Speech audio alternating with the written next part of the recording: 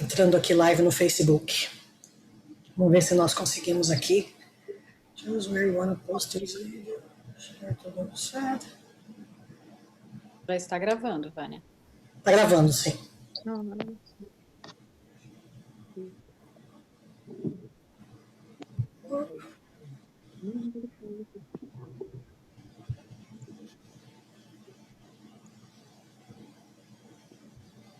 Um pouquinho, deixa eu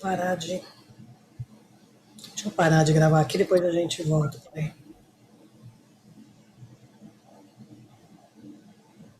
E desenvolve competências através da gamificação. O palestrante é o senhor Robson Caetano. Ele foi presidente da RC Colatina no Rio Doce de 2009 a 2010 e 2015 e 2016. Secretário distrital 2009 a 2010, governador do distrito 4410 do Rotary Internacional 18 e 19, e hoje ele é diretor da Arbache Innovations e TUC Consultoria.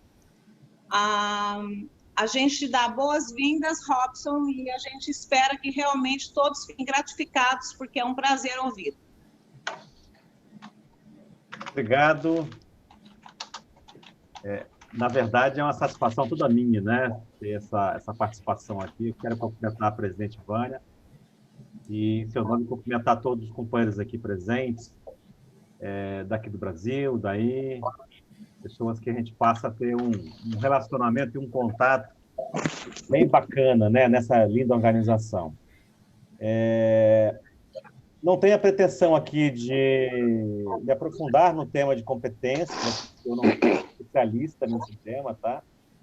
A gente vai tratar isso como uma solução, como uma realidade, como uma atualidade, tá? Nosso objetivo aqui principal é compartilhar as informações nas quais o mundo está vivendo e serão importantes para as organizações. Eu vou compartilhar minha tela para que a gente comece a falar um pouquinho do nosso tema. Já apareceu para vocês? Maravilha.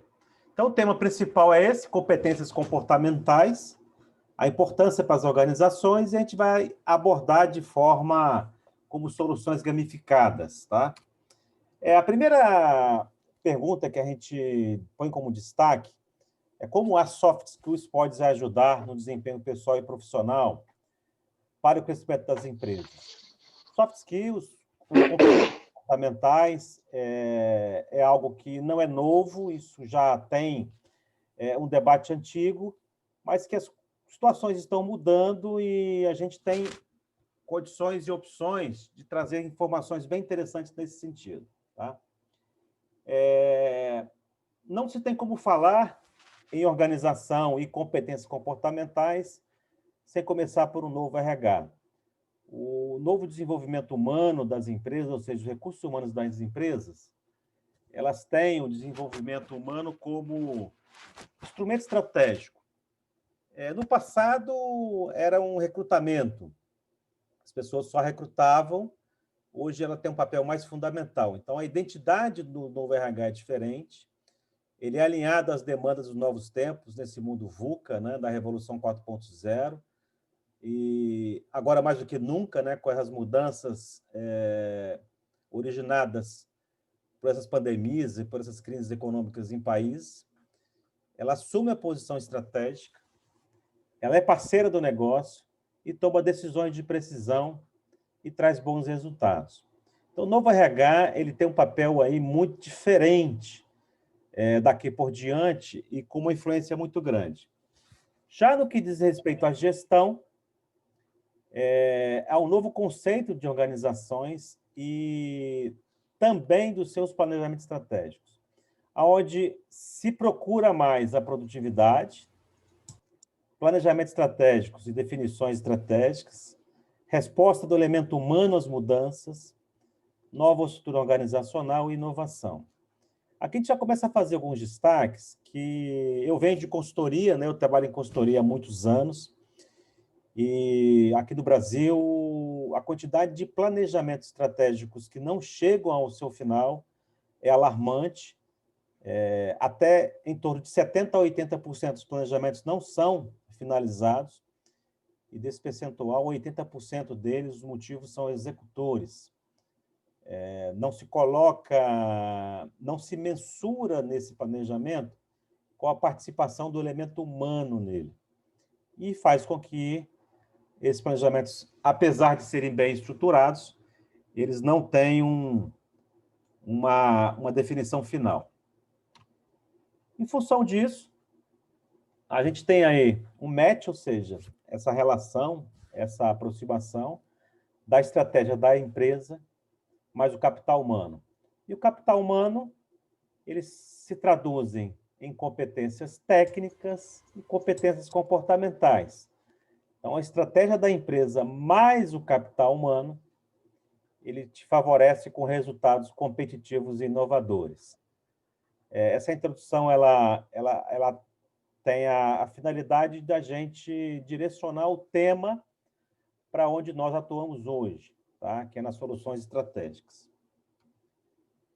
Competências técnicas, ou hard skills, foram e sempre serão importantes para realizar tarefas durante toda a vida, principalmente no trabalho, estão cada vez mais padronizadas. Então, eu que venho da exatas, o profissional de exatas ele tem que ter, naturalmente, raciocínio lógico e muito pragmático, tá? E o interessante é que a formação de base de conhecimento, que é o competências técnicas,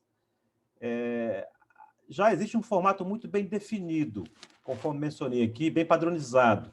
Então, você tem os cursos de graduação, os cursos de pós-graduação, você tem cursos técnicos específicos, ou seja, é uma commodity onde qualquer um pode ter acesso hoje, principalmente com essa rede global.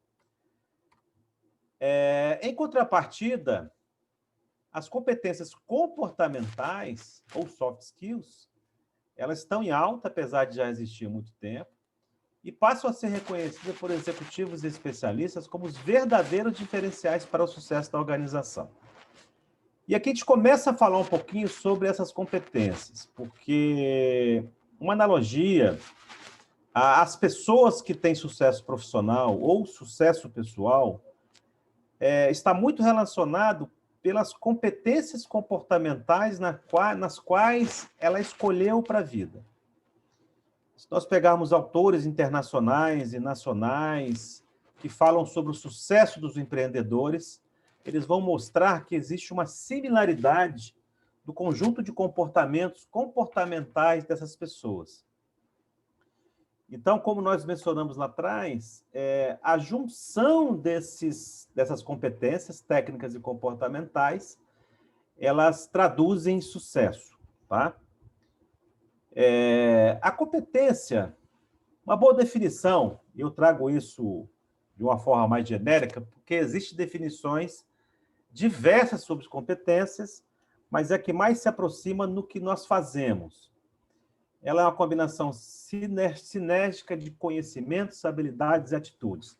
Para quem é psicólogo, o famoso chá, né? Expresso pelo desempenho profissional dentro de determinado contexto organizacional, que agrega um valor das pessoas e organizações.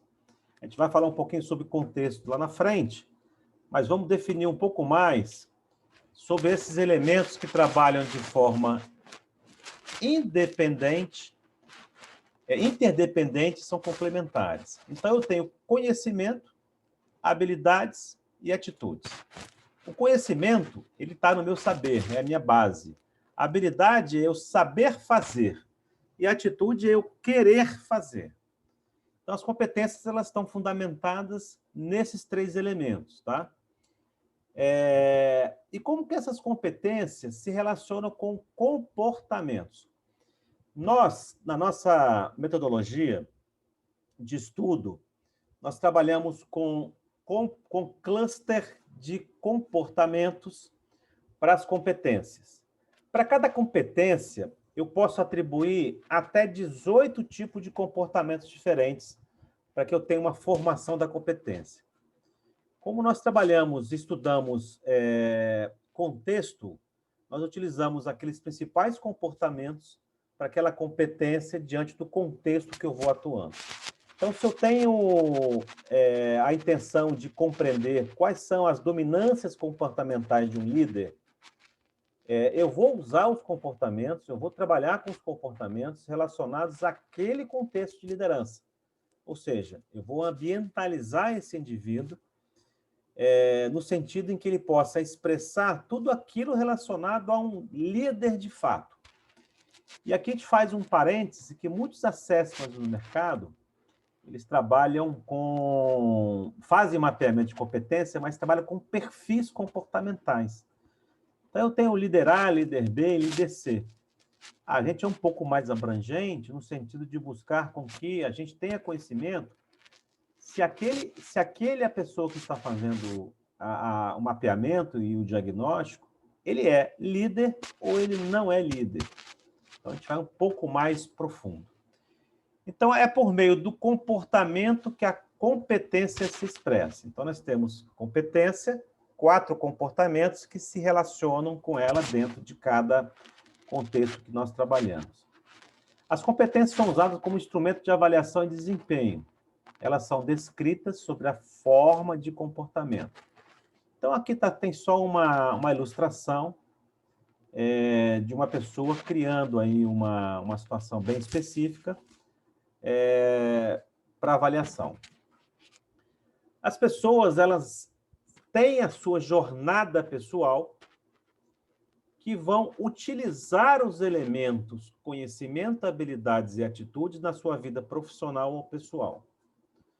Então, se eu sou, por exemplo, um líder de equipe, eu vou usar minha base de conhecimento, eu vou ter que ter habilidade e eu vou querer fazer aquilo para que a minha competência ela se expresse.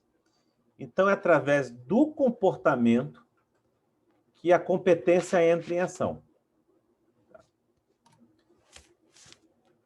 Comportamento é igual a referência de desempenho. E aqui a gente já entra nesse mundo onde conseguimos identificar o fator de importância que são os comportamentos somado às competências técnicas. Então, nós temos o comportamento que é referência de desempenho, que gera um resultado. Esse resultado ele gera atração do capital humano.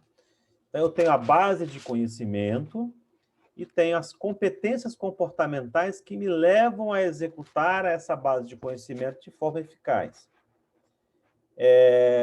Eu tenho um exemplo de um caso recente que eu tive aqui, de uma empresa de consultoria que me procurou para fazer uma consulta de um candidato a vereador de uma cidade aqui do Espírito Santo que estava fazendo um estudo sobre as dificuldades dos empreendedores, do pequeno empreendedor de alcançar sucesso na sua vida profissional, ou seja, fazer com que os seus empreendimentos sejam de sucesso.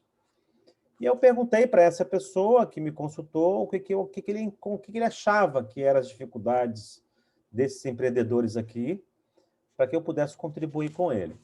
Então, ele começou a elencar todas as dificuldades que são convencionais. Aí ele começa a dar carga tributária, a concorrência desleal, mão de obra desqualificada, difícil acesso ao crédito, e todas essas dificuldades que são comuns aí no Brasil já há muito tempo. Mas eu disse para ele o seguinte: se você não vai conseguir mudar isso. Essas dificuldades elas são convencionais e uma mudança nisso é uma mudança cultural, que você não processa isso num prazo curto de tempo. Você demoraria décadas para fazer essa mudança cultural. Então, o que você precisa de ter, na verdade, do empreendedor é que ele tenha a base de conhecimento, que são as competências técnicas do produto do negócio, mas que ele também tenha competências comportamentais que vão sustentar a permanência dele nesse negócio. Por exemplo, se eu não tenho resiliência, dificilmente eu consigo sustentar um negócio. Se eu não tenho aversão a risco, ou seja, se eu não vou ficar confortável com todas as dificuldades que já existem, eu não devo nem começar o negócio. E aí houve assim uma surpresa muito grande, porque as pessoas tendem a colocar as dificuldades que têm como obstáculos para o negócio. Mas esses obstáculos eles não vão sair dali, eles vão permanecer. Então, nós temos que preparar as pessoas para suportar esses obstáculos. E uma forma disso é você qualificar e entender quais são e como são esses comportamentos que são formados da seguinte forma. Cada comportamento a gente avalia e trata ele com a formação de um tripé, que são 3 bases muito bem definidas. A primeira base é as crenças, são os valores, são os aprendizados adquiridos. É a formação do indivíduo. Tá? Desde quando ele começa a compreender como é que a vida vai ser conduzida. O segundo eixo do tripé são os motivos, é aquilo que dá motivação para ele. São os modelos mentais, é a construção de um significado para cada experiência. Isso, geralmente, a maturidade profissional vai formando esses modelos mentais, que hoje a gente vê muito aí falar em mindset, né? Então, as pessoas vão mudando esses mindset, vão criando situações diferentes. E o terceiro eixo, que é tão importante quanto, é o ambiente. Então, esses 3 eixos, eles formam os comportamentos das pessoas. E aqui é interessante que a gente já fez alguns assessments para empresas muito conservadoras, já atendeu muitas empresas conservadoras, e uma delas, inclusive, instituição financeira, é que uma competência que é a criatividade desses gerentes de bancos, elas são muito baixas, e elas vão diminuindo com o decorrer dos anos que se permanece na instituição.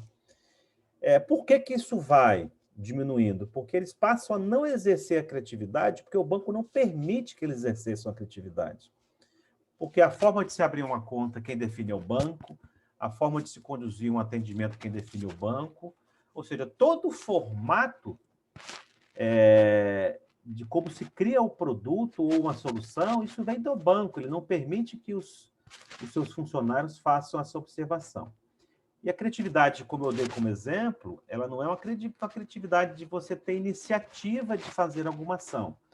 É a capacidade que você tem de criar ambientes criativos para que você consiga uma relação entre você e sua equipe com a finalidade de soluções criativas.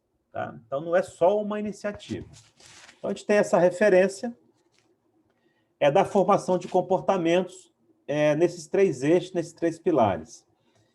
Muitas vezes, o primeiro eixo, que são crenças, que são valores, que são aprendizados, é uma dificuldade, principalmente para quem vem de uma formação muito simples e muito humilde.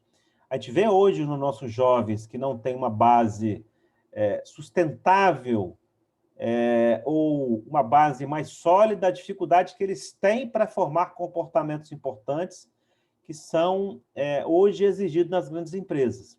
Então, quando a gente fala que a mão de obra é desqualificada, a gente fala que a gente contrata pelo currículo e demite pelo comportamento, que é uma razão hoje, é uma coisa muito normal aqui, muito está relacionado à não formação de uma desses eixos do tripé. Tá? A gente vai falar um pouquinho depois como que a gente consegue levar isso. Em início de 2020, o Fórum Mundial, em função de todas as mudanças que estão havendo nas comunidades e na economia, nas pessoas, nas famílias, ele indicou algumas competências que serão as competências do profissional do futuro. Tá? Então, pensamento analítico e inovação, aprendizado contínuo e estratégia de aprendizado, criatividade, originalidade e iniciativa, tecnologia de design e programação, pensamento crítico e análise, resolução de problemas complexos, liderança, influência social e coordenar pessoas, inteligência emocional, flexibilidade cognitiva, julgamento, tomada de decisão e pensamento crítico. Então, se a gente for analisar, as empresas do Brasil, por exemplo, para conseguir um profissional que tenha essas competências, ela vai ter que trabalhar muito.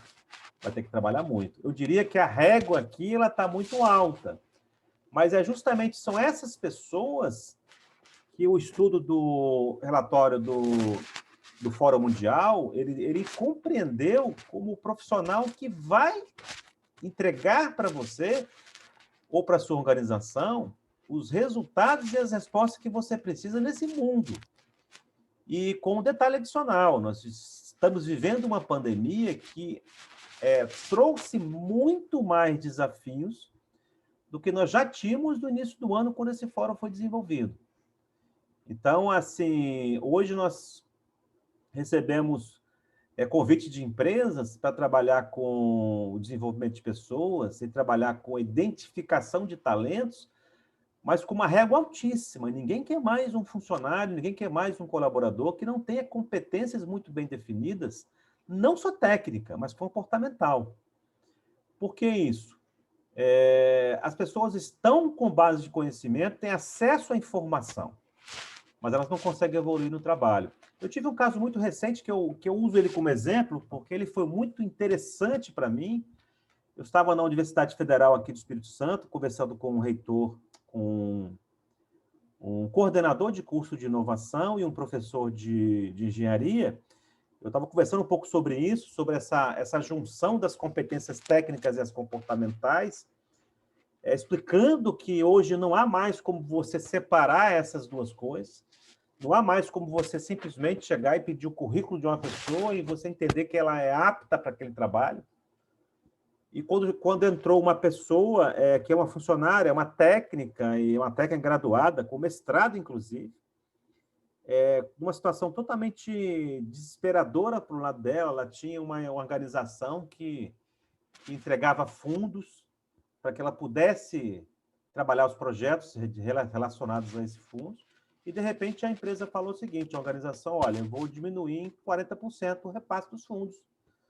E ela não conseguiu dialogar com essa empresa, ela não conseguiu entender nem o porquê que eles estavam fazendo isso, o tamanho do desespero que ela entrou naquele momento.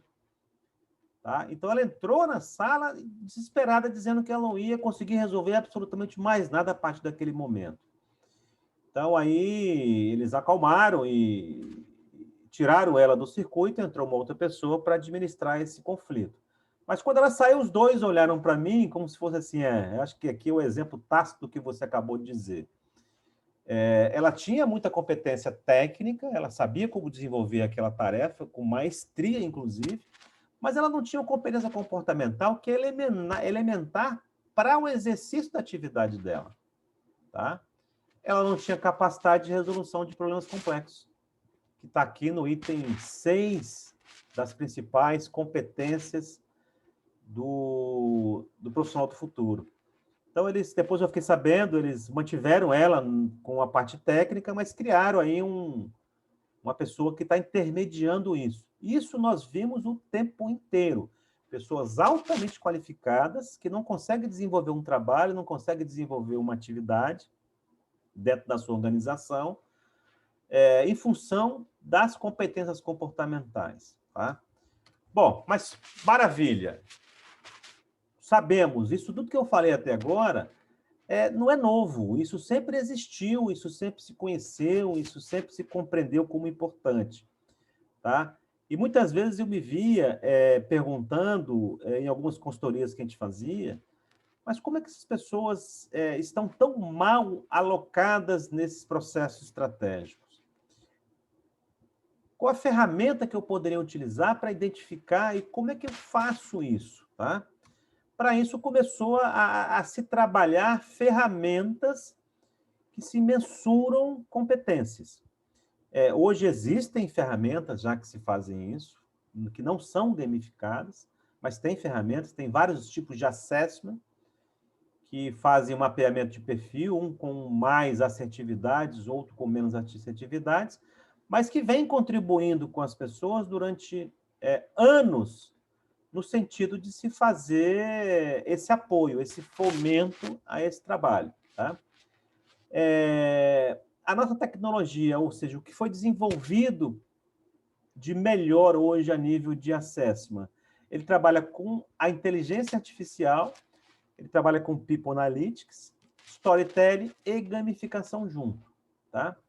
Tudo com engajamento. A grande vantagem da gamificação é que ela te traz um engajamento muito maior do que um simples perguntas e respostas, como se é utilizado hoje. Qualquer mapeamento de competência que você pode fazer, a internet, inclusive, tem vários, ela vai te submeter lá a um questionário e vai fazer uma relação com as suas respostas dentro de um algoritmo próprio, cada um tem o seu, e ele vai calculando e mensurando ali os perfis que você atua.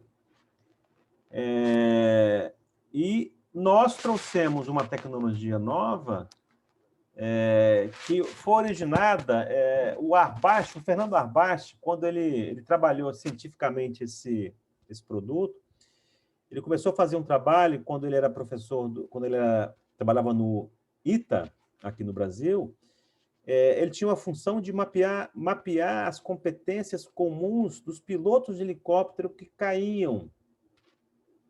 Então, ele queria entender se existia uma relação de comportamentos similares aos pilotos de helicóptero. E aí foi aumentando o estudo, aumentou a base científica, e ele conseguiu desenvolver um trabalho que consegue pegar o potencial das pessoas para que ela possa ter um desenvolvimento pessoal e profissional muito interessante, através do chá, através do conhecimento, da habilidade e da atitude. Então, nós pegamos as competências, que é saber fazer e querer fazer, transporta para comportamento, que é, na verdade, a competência e a ação, dentro de uma gamificação, que é o Mob People, um simulador de aplicação de comportamentos. Isso é bem interessante, porque a gente, às vezes, fala com as pessoas que a gente consegue medir, porque esse passado ele é longo com relação ao conhecimento de competência e comportamento, mas nós conseguimos agora quantificar esse trabalho. Ou seja, sabemos que os nossos comportamentos são importantes. Maravilha! Mas qual é o grau de aderência que eu tenho em determinado comportamento? Qual o grau de dominância que eu tenho nos meus comportamentos? É difícil para a pessoa se autoavaliar, é difícil alguém conhecer uma outra tanto assim que consiga identificar que o comportamento dominante daquela pessoa é esse. Que o comportamento de baixa dominância daquela pessoa é essa. Tá? E aí a gente trabalha da seguinte forma. Nós pegamos os conhecimentos que remetem ao saber que a pessoa armazenou no decorrer de sua vida e que pode ser reconhecidos em sua memória e impactar o seu comportamento. A gente sempre volta lá e remete nos 3 eixos, tá? Que formam o comportamento. Então, ele vem desde cedo, desde muito novo, e ele vai aumentando e melhorando, ou estabilizando em determinada idade, de acordo com o que você foi, o que você conheceu, dos seus relacionamentos, dos seus modelos mentais e tudo mais, mais o meio, e transportamos para jornadas pessoais. Tá? Essas jornadas elas vão fazer conhecimentos, elas vão transferir para a gente conhecimentos que vão ser capturados no momento em que ela reconhece o cenário e usa as suas próprias experiências para solucionar os dilemas. Ou seja, eu vou entrar numa contextualização, vou passar por uma jornada e eu vou começando a identificar essa jornada através dos meus conhecimentos, através das minhas habilidades, que é, na verdade, como eu vou decidir por aquele dilema, tá? É a aplicação produtiva dos conhecimentos reservados na memória para uma determinada ação. Então, eu digo para o seguinte, olha, nós estamos com um problema. O que você faria com uma possibilidade de solução deste problema? Então, a tendência é que ele utilize, nesse momento, os comportamentos que são dominantes nele, para que ele realize determinada ação. Tá? Elas podem ser classificadas como intelectuais, que indicam processos mentais, também podem ser motoras, que indicam coordenação neuromuscular. Então, as habilidades me mostram como eu decido um dilema. E as atitudes, tá? Que são aspectos sociais afetivos relativos ao trabalho, diz respeito a um sentimento, a uma predisposição da pessoa.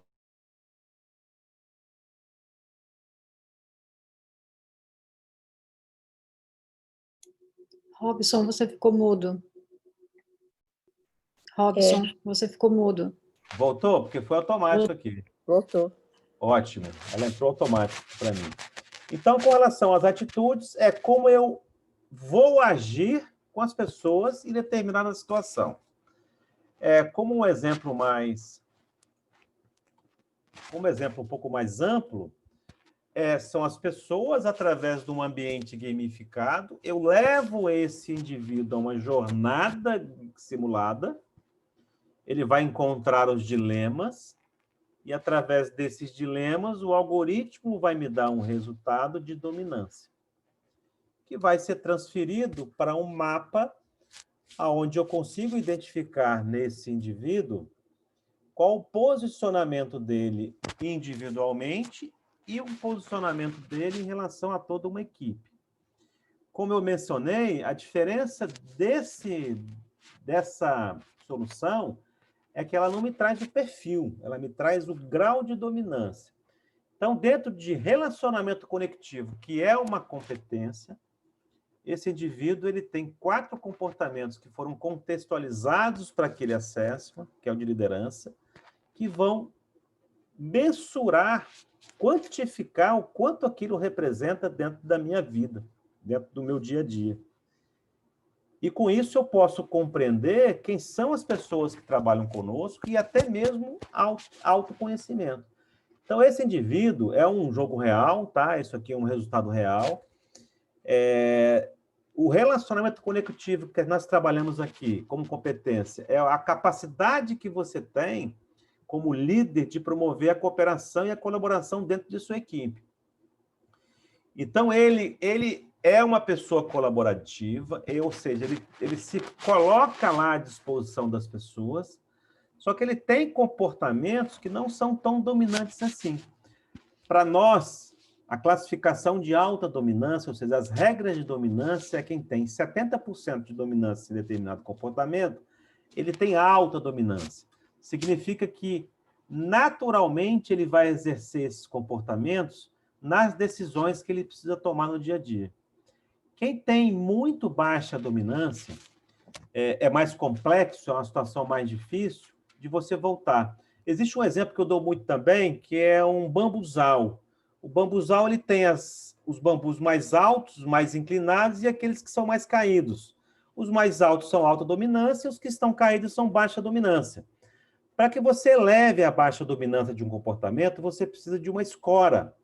Essa escora ela pode ser uma mentoria, ela pode ser base de conhecimento, ela pode ser um acompanhamento psicológico, uma série de objetos que possam ser utilizados. Mas ao ponto que ela retira essa escora, a tendência é que esse baixo comportamento ele volte. Uma analogia também interessante que eu faço é com os cursos motivacionais, que muitos já fizeram, de finais de semana. A pessoa entra na sexta-feira como uma pessoa, o domingo ela acha que ela vai mudar o mundo. Na segunda-feira já começa a mudar esse posicionamento e com 5, 6 dias ela volta à pessoa que ela era na sexta-feira. O que foi feito no final de semana? Eles usaram uma escora nos comportamentos deles, tá?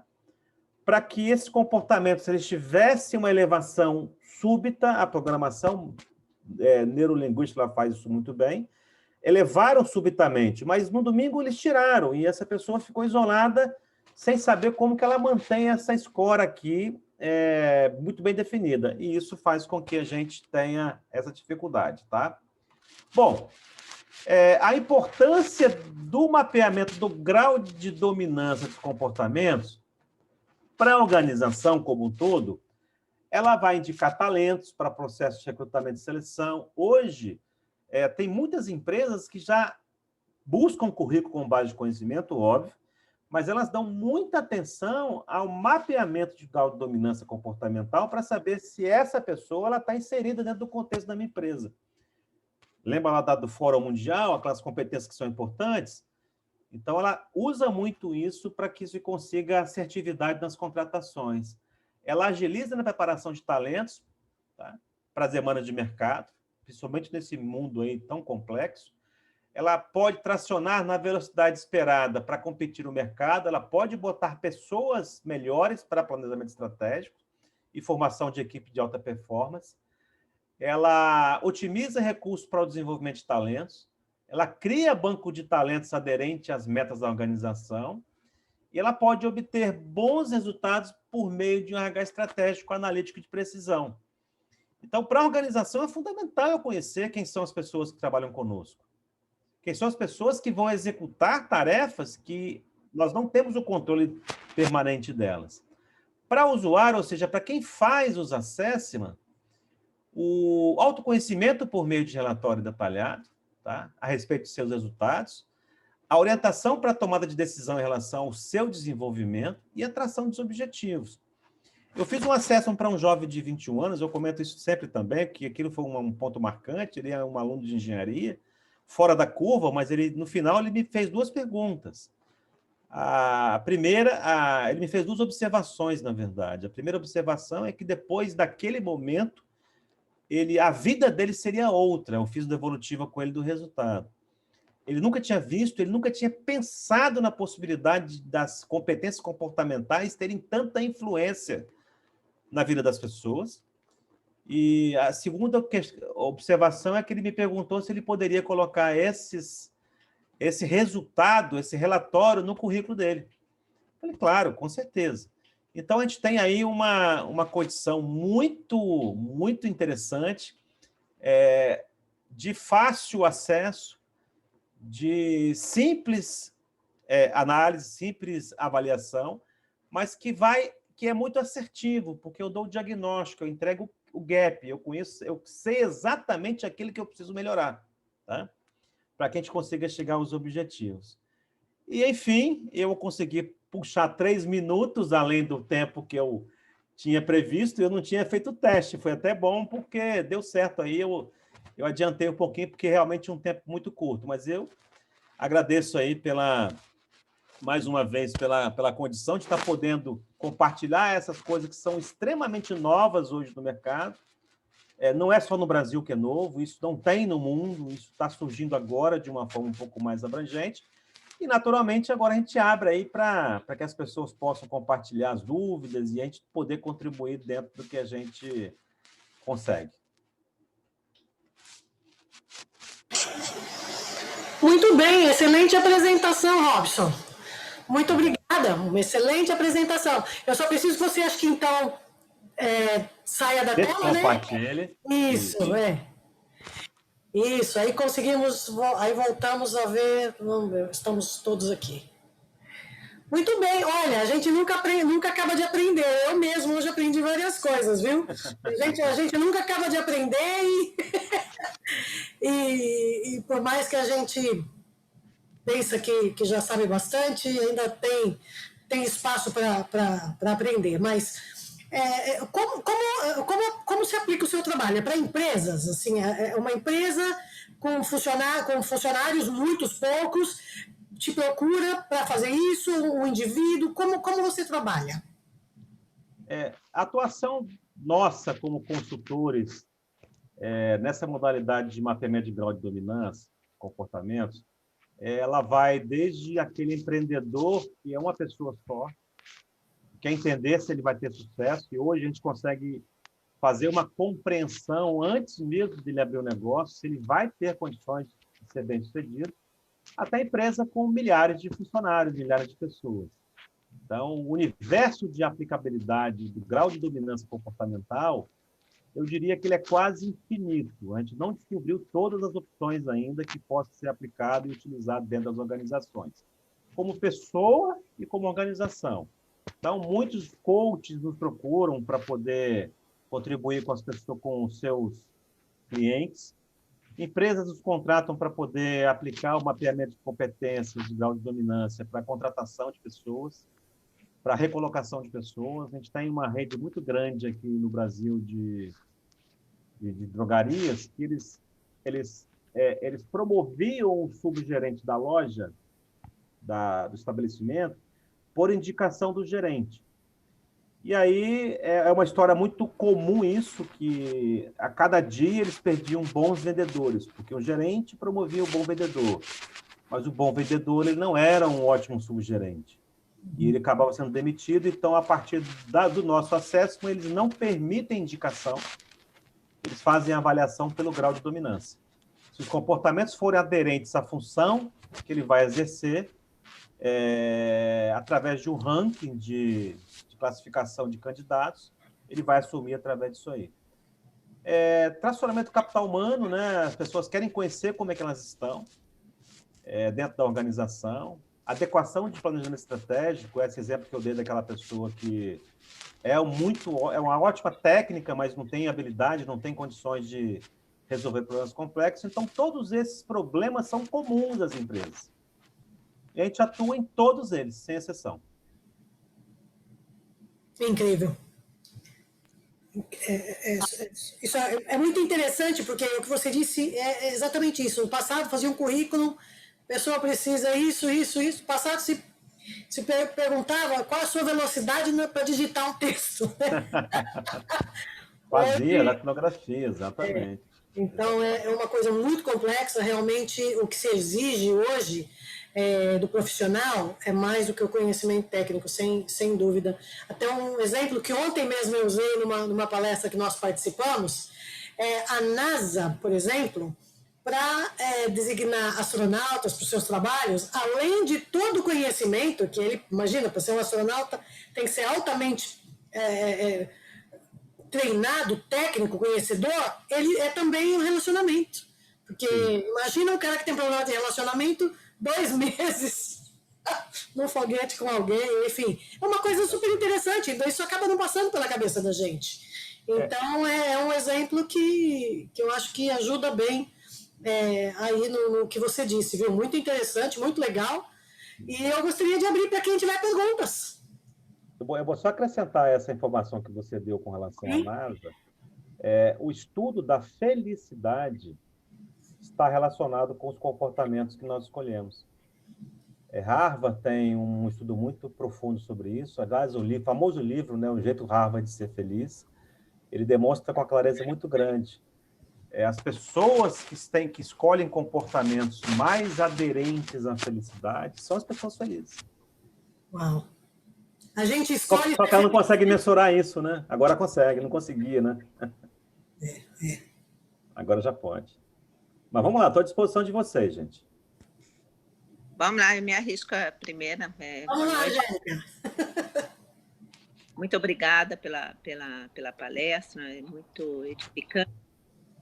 Eu gostaria de saber o seguinte, me preocupa muito, você falou hoje de jovens, né? E eu tenho visto muito essa mudança, eu ainda trabalho, sou super ativa nas organizações, e eu tenho visto isso, não sabia como codificar isso, mas eu tenho visto esse processo dentro das corporações, onde cada vez mais a inteligência emocional fala alto, a flexibilidade de relacionamento. Mas eu tenho visto também, aqui, por exemplo, nos Estados Unidos, existe um foco muito grande em testes, em técnicas, e como você passar em teste, mas existe, eu creio que estão pecando muito nessa falta de instruir os jovens a lidar com as suas emoções, a lidar com as dificuldades, e eu vejo isso pelos meus próprios filhos. Eu tenho 2 filhos que estão na faculdade, e eu vejo são muito imaturos no sentido de lidar com problemas, no sentido de enfrentar as dificuldades. Então, assim, eu gostaria de saber o que você indica, né, para nós, mães, pais aqui que estão conectados, que têm filhos ou jovens que encontram nessa dificuldade devido à própria cultura. Por exemplo, eu não sei como é aí no Brasil, mas a cultura americana aqui você está focado em quais seus pontos que você vai botar para poder ir para uma boa faculdade. E aí você vai aprender na dureza, né? Vai aprender realmente com muita dificuldade todo esse conceito. O que você indicaria, assim, para um treinamento de um jovem, né? Porque, assim, por exemplo, você está aí no Brasil, não sei se aqui nos Estados Unidos tem esse tipo de curso, esse conceito, não ouvi falar ainda, então gostaria de saber de você, porque eu acho que meus filhos têm que estar preparados para isso, eu vejo neles uma falta desse preparo. É bacana. Eu ouvi de psicólogo uma vez uma frase muito interessante, né? Essa geração ela é muito diferente da geração nossa. E ele diz o seguinte: o mundo mudou quando nós dissemos que não queríamos para os nossos filhos as dificuldades que nós tivemos. Então, a gente passou a transferir para os filhos facilidades que nós não tivemos. Tá? E isso foi um fator mundial, de modo geral, isso aconteceu mesmo, e tornou esses jovens mais vulneráveis, não tenha dúvida, porque uma coisa é você estar presente às dificuldades, a outra coisa é você estar alheias às dificuldades, porque alguém está te dando suporte e está simplificando o processo para você. Aliado a isso, tem a geração Uber, que a gente chama, né? Porque a geração Uber é a geração onde tudo é muito fácil. Se você quer um alimento, você faz no aplicativo, você recebe. Se você quer se deslocar, você recebe. Não teve muita dificuldade para se viver. As coisas estão mais acessíveis a tudo.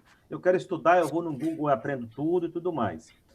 Aqui no Brasil, aliado a tudo isso, nós ainda temos uma educação, uma formação extremamente debilitada. A formação de base no Brasil, ela é, de longe, uma das piores que existem. E quando você pega, por exemplo, uma pandemia dessa, onde você vê que a expectativa de retorno dos alunos às aulas presenciais, início de 2021, ela não vai atingir 40%, ou seja, entre 60% e 70% dos alunos de escolas particulares não voltarão às aulas. Tá? Não voltarão porque não conseguem voltar por questões financeiras. Então, você ainda tem esse fator que é complicado. Aqui é o seguinte, a gente trabalha com muitos jovens. Hoje mesmo, teve uma consultora que é do Rio Grande do Sul, ela me pediu rápido porque tinha um cliente dela que era extremamente competente, mas era a 4ª vez que fazia o vestibular de medicina e não conseguia passar. Os simulados, durante todo o ano, primeiro lugar em todos os simulados, fazia prova e não conseguia passar. Então, a gente aplicou nele hoje, eu não vi o resultado ainda, mas a gente aplicou nele hoje o teste de inteligência emocional para saber como que isso está influenciando na vida dele. Como é que está a inteligência emocional dele? Como é que está o momento dele para que a gente possa trabalhar alguns pontos? Como são graus de dominância comportamentais, é possível a gente fazer mudanças significativas. Teve um caso que eu tive de um cliente aqui, que a pessoa era extremamente simples, humilde, mas trabalhava com vendas telefônicas. E a gente fez uma ligação simulada e percebeu que ela não se preocupou com a pessoa que estava ligando, ela queria informar sobre a empresa. Aplicamos o teste e percebemos que o foco no cliente, que é uma competência, era muito baixa, mas é porque ela nunca conheceu isso. Ela nunca soube o que significava isso. Então, para esses jovens, a gente tem atuado muito nisso. A gente tem buscado compreender quais são essas competências que são dominantes e quais que estão muito abaixo daquilo que deveria ser. Tá? E aí trabalha em cima deles para que a gente possa melhorar de alguma forma, mas os resultados hoje são aderências muito baixas aos comportamentos, às competências, infelizmente.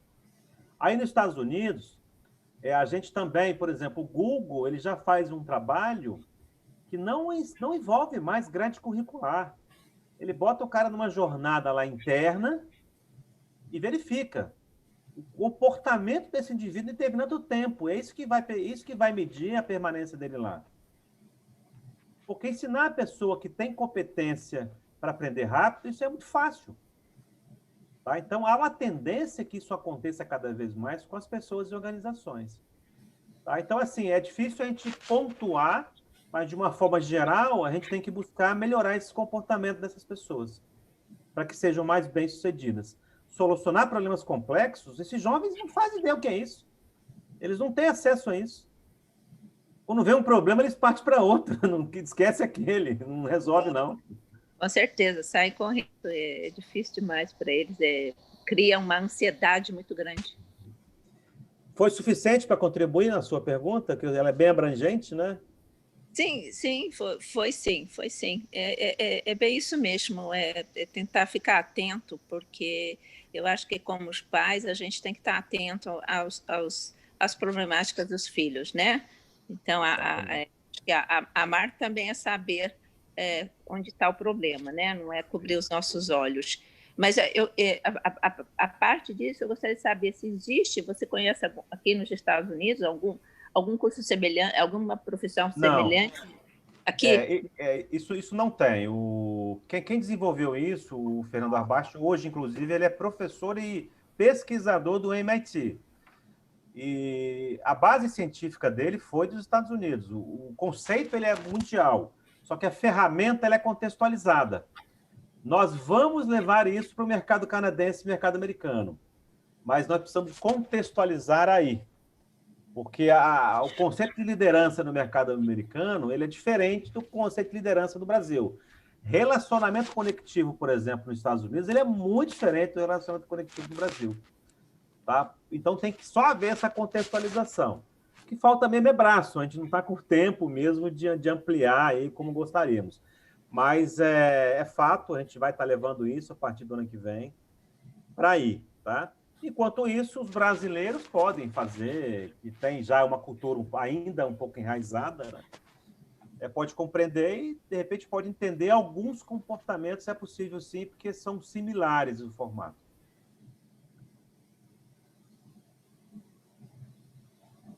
Tá muda, Angélica. Angélica, você está muda. Sim, obrigada. Quando você tiver esse projeto aqui, nos avisa. É interessante, porque alguns dos nossos filhos já não falam tão bem português, então, ou não fala quase nada. Então, estão bem no contexto americano mesmo. Sim. Vamos sim.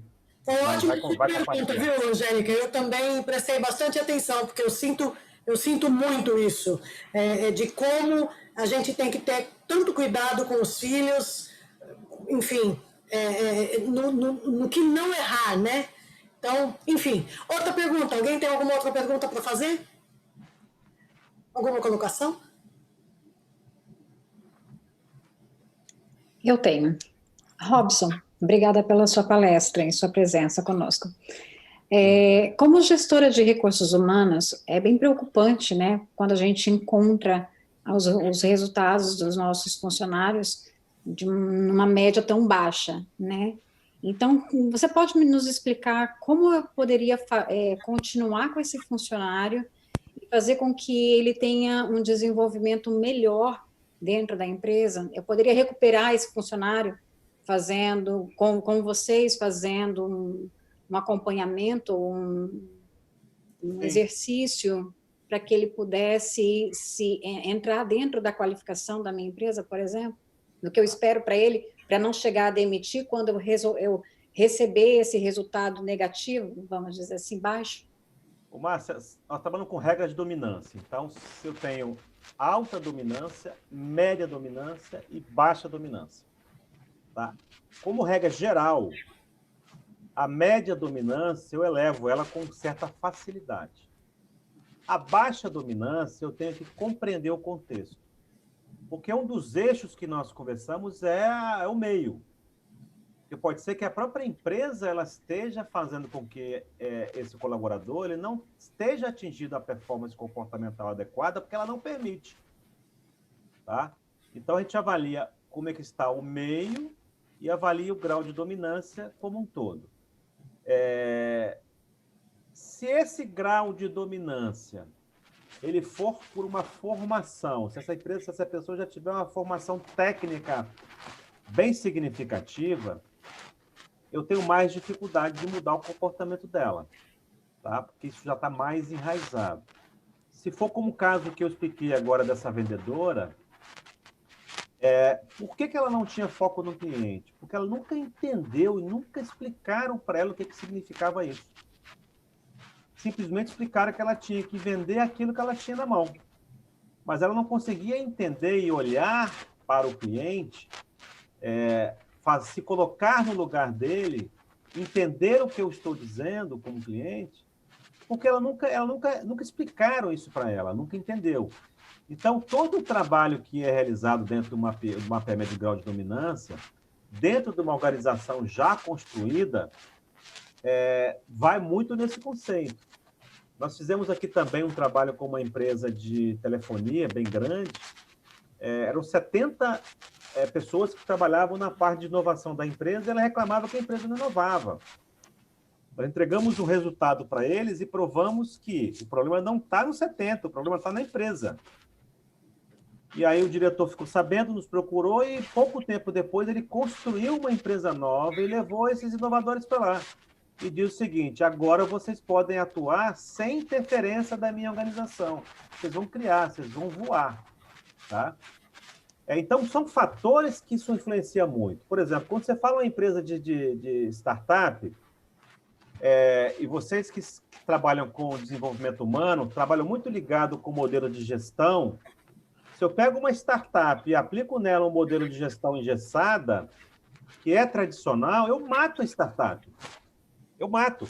Então, no meu gráfico de aplicabilidade do modelo de gestão, ela tem que ter um nível muito lento de consolidação dos modelos de gestão, para que eu possa deixar essa pessoa que é da startup, que é o desenvolvedor e é o criador, trabalhar, criar, desenvolver produtos e soluções e adaptar ele ao meio. Porque se eu entregar logo, vai destruir. Então, a pessoa pode ter uma competência alta e o meio atrapalhar muito. Então, a gente tem que avaliar esse contexto. Individualmente, é possível você ter um diagnóstico. A pessoa vai saber. Como é que eu melhoro isso? Eu tenho diversos caminhos. Então, se eu tenho, por exemplo, uma dificuldade em criatividade, existem treinamentos específicos de criatividade. Eu vou orientar para que essa pessoa ela busque essas informações, que traga para a tua base de conhecimento, para que ela comece a formar modelos mentais diferentes. A gente vê muito falar em mudança de mindset, muito, muito mesmo. Mudança de mindset nada mais é isso. Eu compreendo determinada coisa e passo a pensar diferente.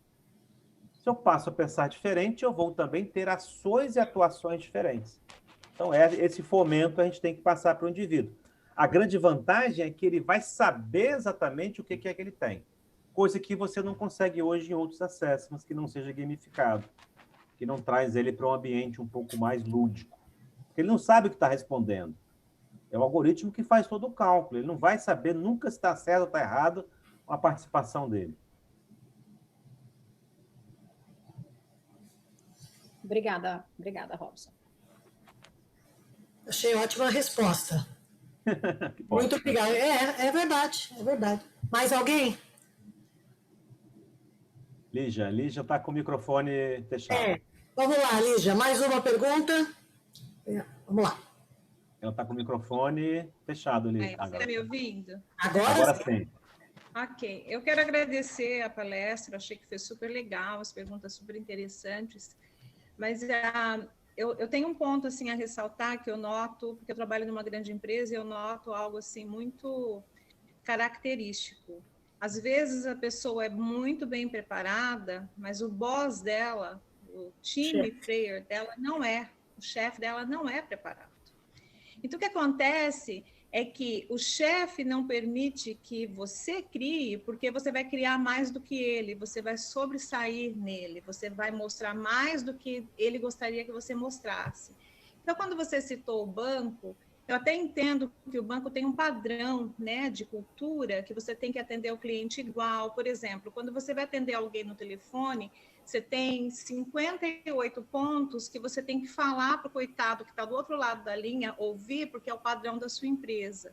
Só que eu acho que se você tiver um pouquinho de educação emocional, se você tiver um pouquinho de ponderação educacional no seu emocional, você consegue mudar, falar isso com um certo, se colocando no shoes, né? Se colocando no sapato do cliente, que geralmente não são todos os chefes que estão prontos. Ele tem o treinamento, ele é técnico, ele tem o MBA, ele tem o doutorado, mas ele não tem a humanidade da alma, né? Então, ele não consegue deixar o funcionário dele subir.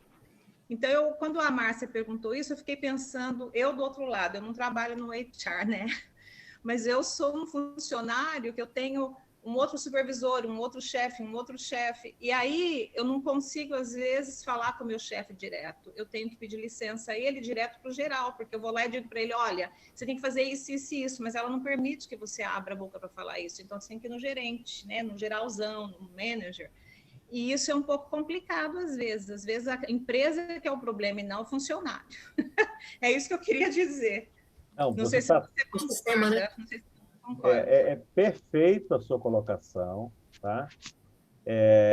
A gente está tentando mudar exatamente isso. Quando nós trabalhamos numa organização, é importante que todos façam esse grau de dominância, para que os gestores principais conheçam quem são as pessoas.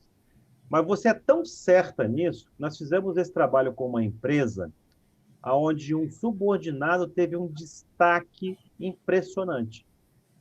Ele foi demitido. Justamente porque a pessoa que era a gerente dele se sentiu ameaçada. Isso é normal, isso infelizmente é normal. Só que isso tem que mudar, né, isso a gente tem que começar a fazer um trabalho de mudança nas organizações nesse sentido. E a gente já está vendo, porque até pouco tempo atrás não se fazia nenhum trabalho com alta gestão. Agora eles já estão se inserindo nesse contexto para que eles também conheçam aquilo que eles estão fazendo de errado. A gente tem visto isso em algumas organizações. A média é mais difícil, mas as grandes empresas a gente já tem visto no Brasil. Mas é perfeito. Esse meio aí e ele poda, ele liquida, ele destrói, ele deixa, na verdade, as pessoas infelizes no trabalho. Eles levam a isso. Teve um conhecido, eu vi uma palestra um dia de um psicólogo que ele dizia o seguinte: você quer saber se a pessoa é feliz no trabalho? Faça somente uma pergunta para ela. Se você vai ganhar na Mega Sena, o que você vai fazer? Ela disser que ela vai largar o emprego porque ela não é feliz no trabalho. Todo mundo larga. E 99% das pessoas vão dizer que vão deixar o trabalho. Mas é uma realidade. O grau de felicidade nas organizações é baixíssimo justamente por isso. Mas eu queria dizer, sabe, que se você for um bom líder, você incentiva o teu funcionário a fazer o teu trabalho. Você põe ele na frente, você elogia, você dá dicas para ele que faz com que ele desenvolva o trabalho no seu lugar. Sim. E aí você vai ter um time player, realmente um time de sucesso. Essa é a minha opinião. Perfeito. Não, você está perfeito, é isso mesmo. Exatamente isso. As organizações é o líder que todo mundo busca, Lígia. É o líder que todo mundo busca. Desculpa, Robson. Isso, é isso mesmo. Mais alguém? Francisco, parece que eu vi você se movimentando aí. Você quer fazer uma pergunta? Eu queria fazer uma pergunta, mas eu não queria falar besteira, porque eu peguei o Miriam, eu estava na reunião, fiquei preso. Então, Robson, quando eu vim trabalhar aqui para uma empresa, eu era o CFO controller, né? Essa parte financeira é o stress, né? É o coração da empresa. Então, chegou até um ponto de que, uma vez, eu comecei a ter ansiedade, palpitações, e fui no médico, descobri que eu tinha não era nada grave, era aquele válvula mitral, né? Prolapso. Aí eu comecei, válvula mitral, né? Que hoje em dia não é nada, né? Tanto que eu estou vivo aqui até hoje. Então, aí o que aconteceu? Aquele tratamento inicial, você vai no médico, ele te dá um Xanax, né? Eu não sei como é que chama no Brasil, o equivalente.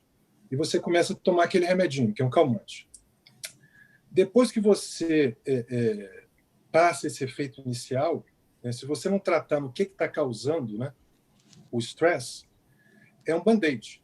E cada vez mais você vai se enfiar de remédio e você não vai resolver. Eu falei, não quero ficar tomando remédio. Isso eu estou falando já tem um bom tempinho, né? Eu estava nos meus 30, na faixa dos 30 anos de idade. Faz uns 5, então, Francisco. Oi? Faz uns 5, então. Faz 2. Não, foi pouco tempo isso aí. Então, resumindo, eu comecei falei para o médico que eu queria sair desse remédio, ele me deu, esse aqui você vai trocar porque depois é mais fácil de você largar. Mas quando você toma um remédio no início, aquilo ali parece para mim, no caso, que eu acho que todo mundo deve ser mais ou menos assim, uma coisa maravilhosa. O cara pode chegar na sua frente e xingar e você, ok, muito obrigado, amém, Deus lhe abençoe. Sabe como é que é? Mas você vê que não é uma solução permanente. E aí eu sempre me liguei muito nesse negócio de aprender e estudar.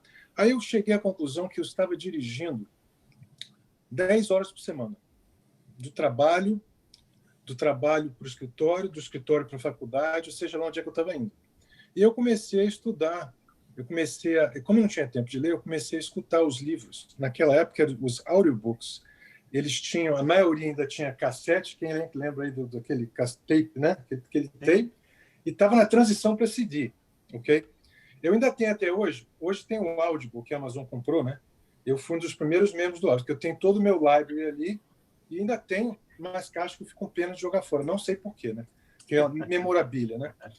Mas eu aprendi muita coisa, até essas coisas assim de como a gente se estressa. Tinha um livro que era muito interessante na época, acho que a maioria deve ter lido, não sei como é que chama no Brasil, Don't Sweat the Small Stuff, né? Que, pô, você tá aqui, aí caiu um copo, sujou a sua roupa, ou é água, é tudo besteira, na verdade. Né? Então você começa a trabalhar naquilo, você começa a mudar a sua cabeça. Então eu fiz uma faculdade geral só dirigindo, né? Que a gente escutar o rádio é só porcaria ou a mesma música, né? E uma das coisas que me chamou mais a atenção foi inteligência emocional. Porque a inteligência emocional você pode ter, né, como você falou, você pode ter todos os conhecimentos, você pode ter as maiores faculdades, diplomas do mundo, mas se você não tiver ela, você não vai a lugar nenhum. Eu cheguei até a conclusão de colegas meus de high school, né, de escola, os caras que eram, a gente chamava de CDF, não pode traduzir isso aí, né, porque vão bloquear o rótulo. CDF todo mundo sabe o que é, né? Sim, sim. Ok. E aí aqueles caras, o que eles conseguiram na vida? Não muita coisa, porque a única coisa que eles sabiam era estudar. É igual esse negócio que você falou da prova. Esse segredo de você... tem gente que é bom de prova, tem gente que não é. Mas aquilo ali não é a realidade. A prova não é o seu dia a dia que você faz. A pessoa fica nervosa, bloqueia, né? Igual esse caso que você falou. Pronto, ele não vê nada na frente. Aí ele vai e fracassa. Não é verdade? Então, nesses cursos que vocês fazem, eu ia perguntar, daí que surgiu isso aí, eu contei aí parte da história da minha vida. Aqui, a gente escuta, que está desenvolvendo muito, o que a gente chama de CBT, o Cognitive Behavioral Therapy, que seria terapia cognitiva comportacional, né? Vocês têm conhecimento, vocês usam essa técnica, porque aqui isso está sendo usado até, não sei quem já prestou atenção nisso, até em uma propaganda de como emagrecer, porque a parte de você emagrecer é você se educar no que você vai comer, né? E ela é toda psicológica. Você está estressado, o que você faz? Mete a cara no chocolate, né? Mete a cara na comida. Então, eu achei interessante o que está acontecendo. Isso, a princípio, era só usado em casos clínicos, né, de terapia de saúde mental, pessoas com problemas mentais, porque eles tomam remédio, mas o remédio não vai mudar a vida deles, né? Não existe remédio milagroso. Então eles têm que ir trabalhando nisso e com isso eles conseguem controlar as situações. Como a Angélica falou, tem um problema para resolver, da ansiedade, da estresse, da isso, daquilo, né? Que essa geração de hoje realmente está muito assim. E agora eu estou notando que cada vez mais ela está sendo usada para outras coisas, como essa dieta, que o sucesso da dieta não é o negócio de contar as calorias. O cara faz aquilo ali, que é o que funciona para ele, mas ele consegue seguir do início ao fim. Ele não, a primeira semana, a segunda, a terceira, aí na quarta o cara larga, né? Não, era só minha pergunta e eu acabei escrevendo um livro sobre isso, né? Desculpa aí o tempo. Não, tranquilo. Muito boa colocação, Francisco. Obrigada. Não, foi ótimo, Francisco. O que a gente tem conhecimento com relação a isso é o seguinte. Já existem há muito tempo tratamentos e treinamentos para que você seja relacionados ao bem-estar, que hoje a gente chama de inteligência emocional, tá? Só que esses tratamentos, eles tratam sem você saber o grau de intensidade que você precisa. Porque eles são genéricos. Então, é como se eu tivesse o seguinte, olha, você está com dor de cabeça, então eu vou te dar um analgésico de cabeça. Ela persiste durante muito tempo, então você vai tratando, só que você não tem uma definição da origem da dor de cabeça, tá? Isso até existe. A própria programação neurolinguística também, eu não sou PNL, mas eu já vi muita coisa a respeito, ela trata muito disso também. Ela trata a inteligência emocional como solução dos problemas da vida. tá? Só que eles são de uma forma extremamente abrangente. Se você for uma pessoa que tem aquela deficiência específica, tá? A dominância sua for baixa, que, por exemplo, no caso aí dá um exemplo, né? Da dieta, da atividade física, isso é disciplina, isso é uma competência comportamental. Se você não tem disciplina dominante na sua vida, tá? Dificilmente você vai conseguir mudar. Aí você tem que compreender qual é a relevância dessa dominância para a sua vida para fazer. Então, o que nós hoje recomendamos é que você compreenda de fato aquilo que você precisa. Aliado a isso... Cada caso é um caso, né? O mundo está passando um problema porque as doenças emocionais elas estão avançando de uma velocidade muito grande. Verdade. E você, cada vez mais, você fica sem saber o que é o problema. Aí você pode chamar aí a síndrome do pânico, depressões e uma série de situações que são emocionais e são originadas muitas vezes pelo estresse de trabalho, pela infelicidade no trabalho, pela preocupação do dia a dia, ou seja, uma série de situações que pode desencadear isso. Mas se você não souber de fato a origem, você não vai ter uma cura definitiva. É a mesma coisa você tomar um ansiolítico. Se você não tratar lá onde foi o ansiolítico, ele vai ser bom enquanto você está tomando ele, porque se você tirar, ele vai voltar ao que era antes. Então, assim, não é minha área muito aprofundar nesse tema, mas eu ainda entendo que se você conseguir mensurar aquilo que você tem de deficiência, você consegue ser muito assertivo no teu tratamento. Tá? É como se fosse uma receita médica, um diagnóstico médico bem pontual. E aí define em cima disso. Caso contrário, você vai ter que contar realmente com a possibilidade da sorte aí de que aquela solução ela seja adequada para você. Mas você não tem outro meio de descobrir isso. Então, você tem que... Cada caso é um caso. Não tem que avaliar cada caso é um caso. As suas deficiências particulares de cada um, né? Exatamente. E o que é difícil também, o que eu aprendi muito, é que você aprende muita coisa, mas é muito difícil você ter, na vida de hoje, na correria de hoje, nesse mundo, né? Que é um text message, é o Facebook. Facebook não estou nem dizendo isso. Essa correria que cada vez mais a gente tem mais tecnologia e cada vez mais eu acho que a gente trabalha mais. Mas queria voltar até um pouco tempo atrás, não é verdade? Mas o que eu acho que é mais difícil também, não sei se outras pessoas têm essa experiência, eu sei muita coisa, mas a gente não põe em prática muitas vezes. É difícil você chegar, bom, eu sei isso, quer dizer, os problemas vão ser os mesmos, o estresse é o mesmo, mas como você vai lidar com isso é que faz toda a diferença, porque cada vez que você não executa essas coisas, essas maneiras de você agir, de você lidar com a inteligência emocional, a gente vai só cavando um buraco, né? E vai cada vez piorando. Uma coisa vai puxando a outra. Né? Não, tudo bem, muito obrigado aí pela sua resposta. E o ativador, muitas vezes, disso são as recompensas, tá, Francisco? Muitas vezes você sabe que precisa fazer, mas você não consegue ver a recompensa pela execução daquilo. E se você não conseguir mensurar essa recompensa, você não vai fazer mesmo. Hoje nós estamos muito mais atuando com essa relação da recompensa. Eu vou fazer porque eu vou me sentir recompensado por algo. Tá? Então, as pessoas sabem, mas não fazem. Faz sentido. Faz sentido. Quer emagrecer? Recompensa. Come chocolate, né? Queria fazer uma pergunta. Está me escutando? Sim. Ok.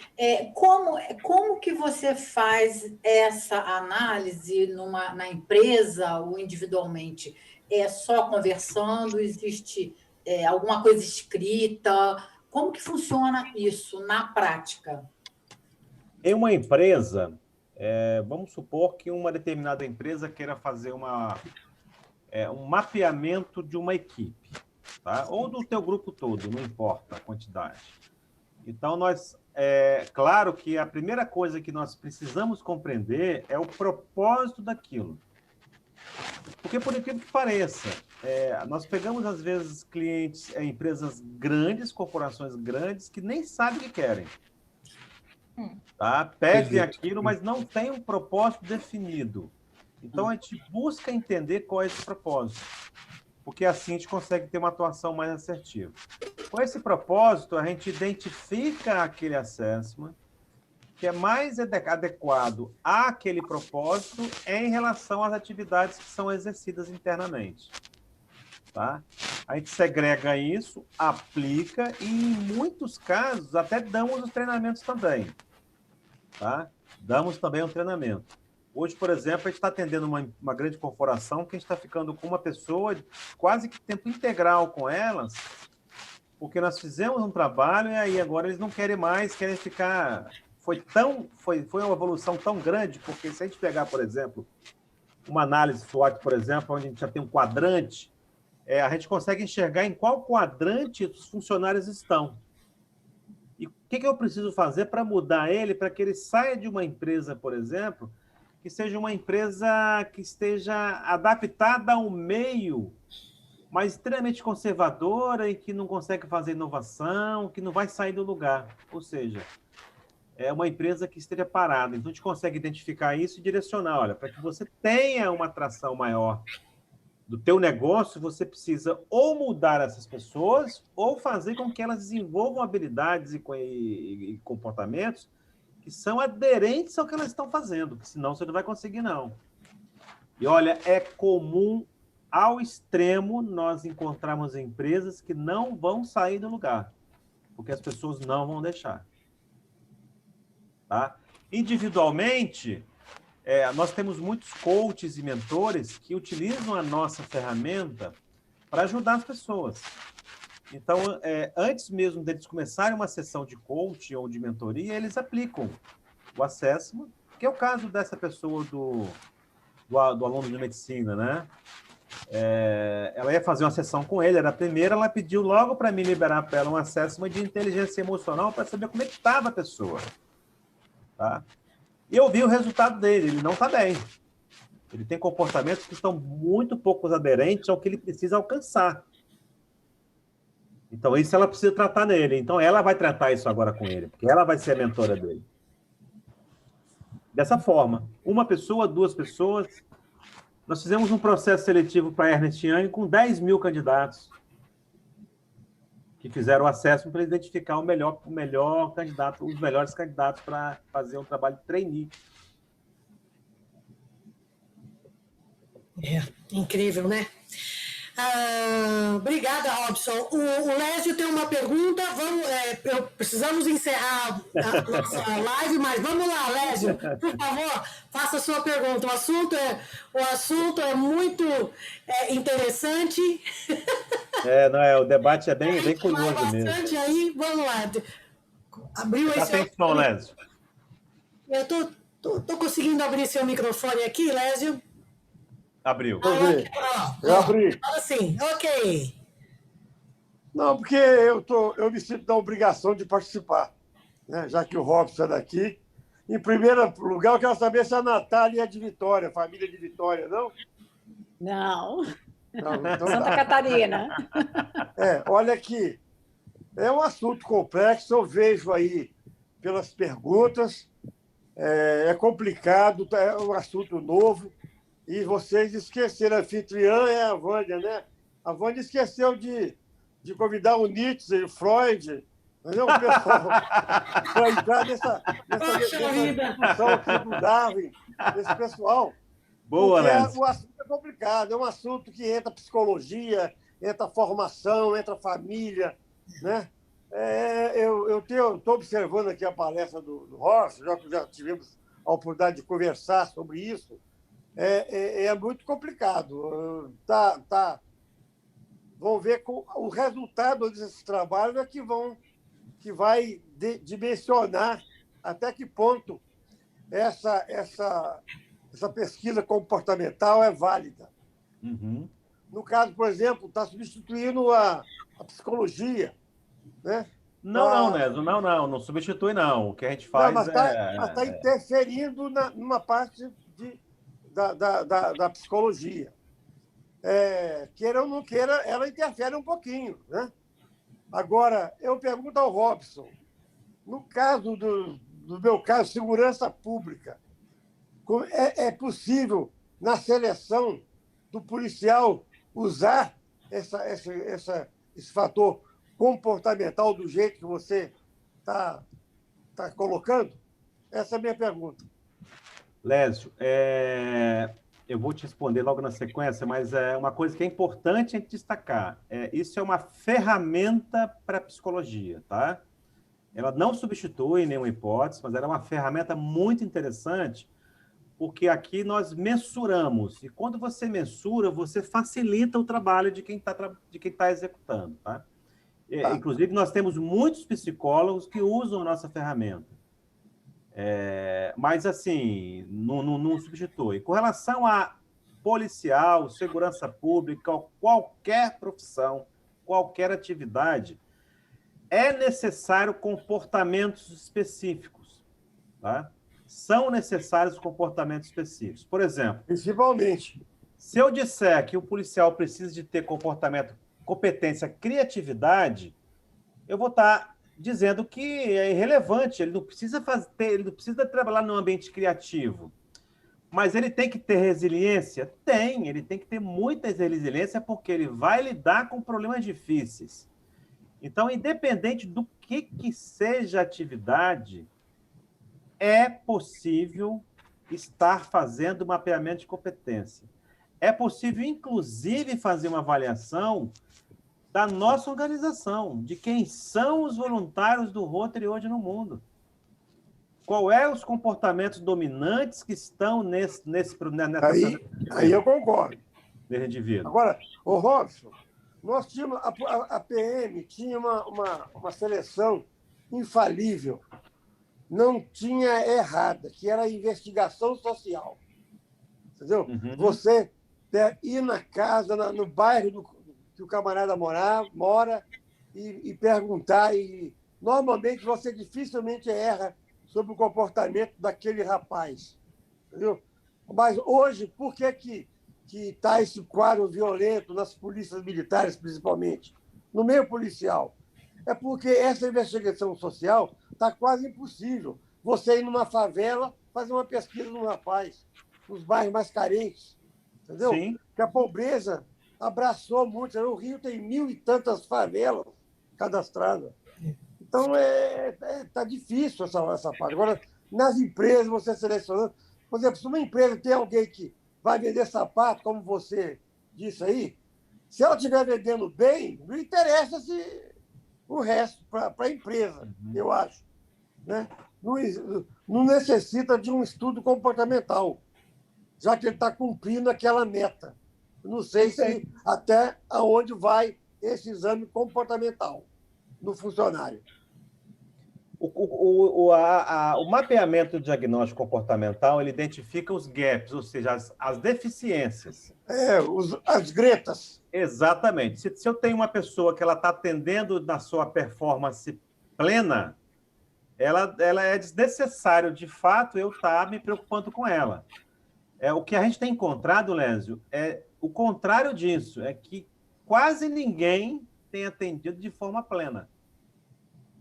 Falar para o pessoal, vou falar para a Vânia, para a Natália, que eu tenho sobrinhos aí em New Jersey e na Pensilvânia. De vez em quando eu vou a Salzburgo pescar no Rio, né? Pescar umas frutas, de vez em quando eu estou por aí, entendeu? Maravilha! Mas aí, vocês estão na Flórida, né? É um pouquinho longe de lá, mas não é impossível. Bem, 2.000 quilômetros. Lésio, é isso daí. Mas, Lésio, muito obrigada.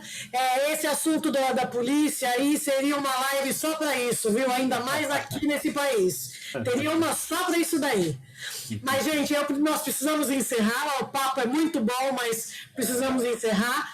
Muito obrigada a todos que participaram. Robson, muito obrigada. Eu aprendi bastante hoje, espero que os outros também. E espero que você tenha gostado da experiência estar aqui com a gente. Desculpe a falha de não ter convidados especialistas. Uma excelente anfitriã. Mas eu vou trabalhar nisso. Talvez eu vou precisar de um treinamento aí, mas eu vou melhorar. Eu ainda tenho chance. Pessoal, muito obrigada. Agradecer a todos. Tchau. Olha, Miguel, Vinícius, Alexandre, Raquel, Anderson, Lésio, Dilson, quem mais eu esqueci aí? o Pedro já saiu, porque me escreveu aqui, mas já saiu. A todos e mais os nossos rotarianos do nosso clube, que estão todos aqui com a gente hoje. Francisco, Angélica, Jane, Lígia, Dini. Adorei o seu cabelo, Dini. Eu achei que estava só preso outro dia. Eu espero que você tenha doado esse cabelo, viu, dona Dini? Não, era pouco, eu tinha pouco cabelo, era ralo, é ralo. Zé, bye. Tá uma gata. Lúcia também. Gente, acho que eu não esqueci ninguém. Jane, todos, muito obrigada, boa noite. E, por favor, me acompanhem aqui na prova quádrupla. Aí eu vou encerrar a reunião e quem quiser ainda conversar um pouquinho, eu seguro um pouquinho no Zoom. Vamos lá. Do que pensamos, dizemos ou fazemos? É a verdade? É justo para todos os interessados? Criará boa vontade e melhores amizades? Será benéfico para todos os interessados?